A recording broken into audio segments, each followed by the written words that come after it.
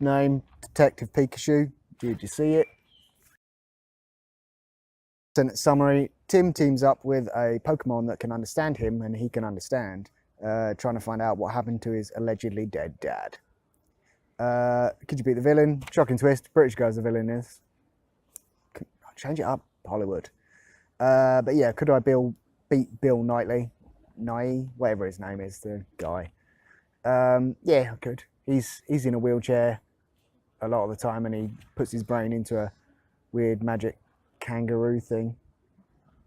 Text message from EE, that's nice. Yeah, so he mind controls it with a thing, with like a hat thing, not like this, fancier hat, a Cerebro type hat, if you will. So yeah, take that off his head and then chuck him down some stairs. That'd be pretty easy. How would I improve the film? Detective Pikachu, or like Detective Piece of Shit.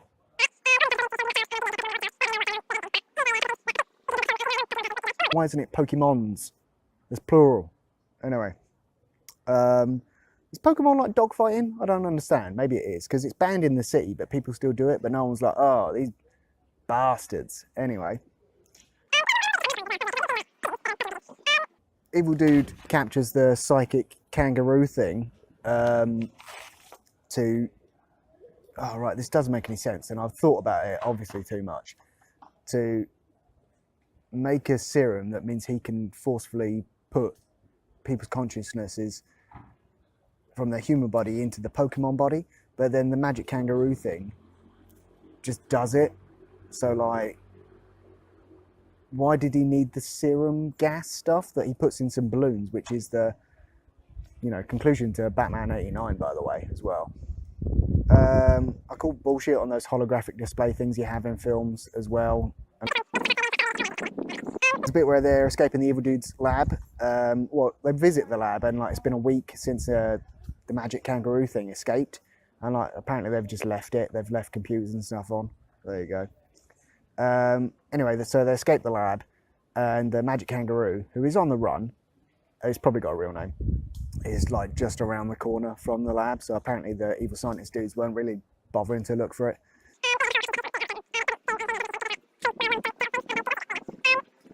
Oh yeah, there's a gas, the one that puts people's consciousnesses in Pokemons, and it's said that it robs them of the Pokemons of their free will. It just makes them angry. You'd think they'd be docile if they had no free will.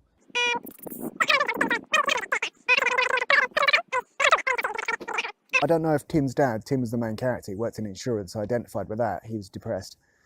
I don't know if his dad was a police officer or a detective. It's implied he's both. Like, private detective. Surely he's not both. Why didn't the magic kangaroo explain to...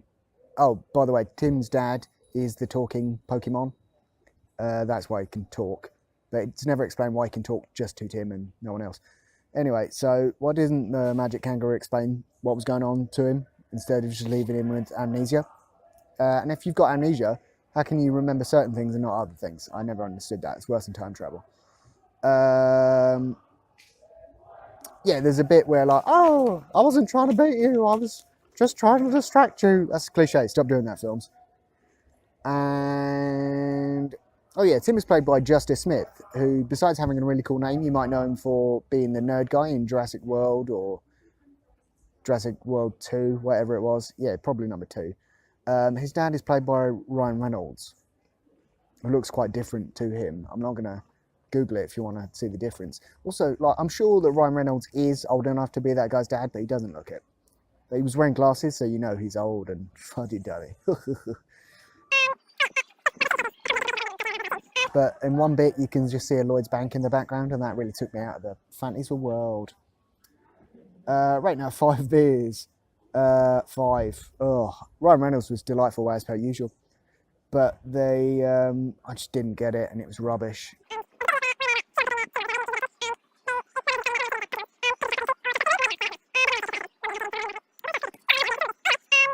Oh yeah, there was a bit where they threatened to burn a Pokemon alive, and I quite enjoyed that. That was pretty cool. All right, John Wick, Chapter 3, Parabellum. Did I see it? Yeah, I did.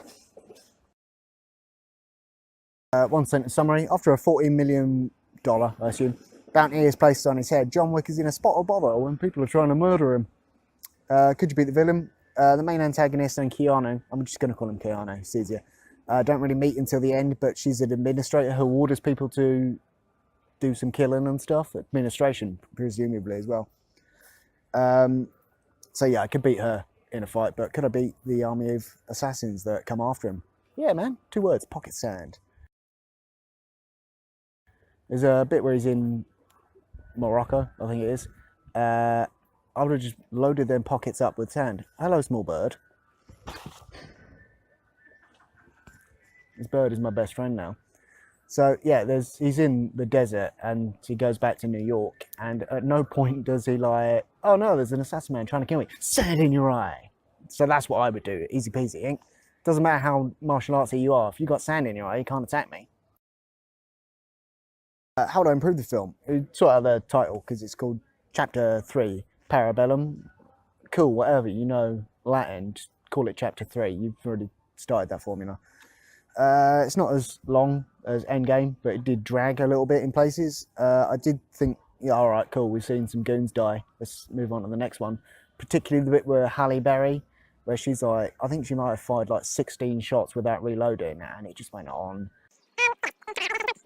Oh, that bit where like you see how cool the character is because they like someone takes their eye for a second and they vanish. Like maybe just do that once per character instead of several times. There's a bit where Keanu is fighting some dudes with some horses who are remarkably chill actually, but I guess they're New York horses. And there are 2 people that he kills with a horse kick to the face. Just do it once. And going back to Halle Berry, she was shooting around her dogs. Those poor dogs and their sensitive ears. It's animal cruelty. Yeah, there was one bit where the $14 million bounty goes up to $15 million. Who couldn't be asked for 14, but you know what? For 15, I'll take a go at basically the angel of death. I know the character is supposed to be run down, but I think it was just Keanu's getting old. I had to look up Zero, the main assassin dude who was after him. I had to look up his name. That's not a good sign. But there's a bit where him and Keanu were walking through maybe Grand Central Station or some other train station, and a line of kids come between them, and Zero's like, oh, that's what makes you special, John. I wouldn't have stopped, which makes no sense because he's standing there where he stopped. He did stop. That was the thing he did before saying he wouldn't have stopped. He stopped. I watched a film called Race 3 that was like a Hindi film, and I thought there was too many people kicked through windows and glass cabinets and stuff. This film, there had more people kicked through in one scene. It was too many. Leave it out. Oh yeah, we're not so different, you and I. That's cliche. Stop doing that, films. I've come to the conclusion that Keanu Reeves might be a bad actor. Lovejoy, he's in this as well. He said, oh, you do what you do best. And Keanu was like, what's that? And he's like, oh, hunt. You've killed like 300 people in the last month in film terms. How do you not know what you do best? It's not even the first time in that film that someone says that. I don't know, like a day later, film time, someone says it again. He's like, what do I do best? Anyways.